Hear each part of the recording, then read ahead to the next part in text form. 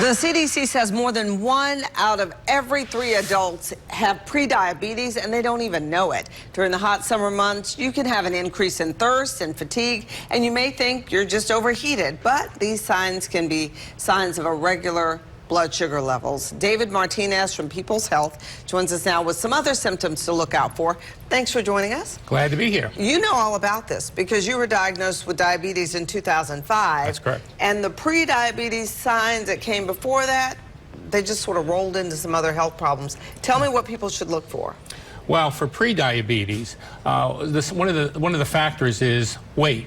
We tend to be overweight, usually have some hypertension, so you don't necessarily see actual signs and symptoms until you become more acute with diabetes. So that's why they say people don't know they have it. There are also some other factors like ethnicity. Some from certain backgrounds are more at risk for it, and it runs in families. So there's those factors. So if you are overweight, and what will spur you to go to the doctor to get maybe yourself checked? What are some of the things that say, it's not right, something's not right? Well, I think if you are pre-diabetic, like they said, you might get a little thirsty, and you think, well, you're having some fluctuation in your blood sugar, and you don't know that till you get tested. So what we try to tell people is if you are overweight, if you have those risk factors, if it runs in your family, if you've been to the doctor and you have a high hypertension or a high blood sugar, then you might consider the fact that you might be pre-diabetic. You want to catch it earlier. You want to stop it from going to diabetes. So when you look for some of those symptoms in yourself, go see your doctor. They can run a simple blood test and tell you if you are where you are with your pre-diabetes or diabetes. Because it's life-changing. We're looking at someone now checking their sugar level every single day. It's taking insulin sometimes if you need to do that.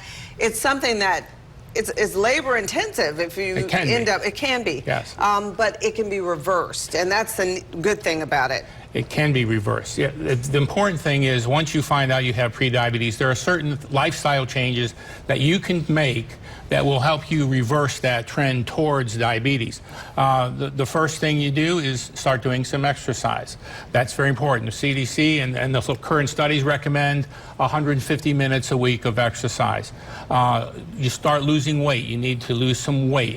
Particularly if you're overweight, obese.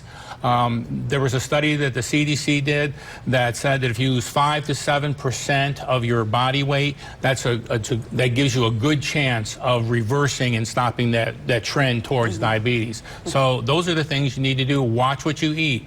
We tend to see a lot of sugar in our diet, and so people need to start reading the labels on what they eat. David Martinez, hopefully this helped. Don't eat that all the time.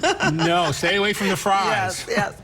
Thank you so much. Hopefully people will be more mindful of it and just ask the doctor, by the way, can I get checked for this? Yes. And they can do it. Yeah, absolutely. Thank you. Thanks very much. Time now for a check of the forecast with Shelby Latino. Just another reminder, I need to break that sugar habit. All right.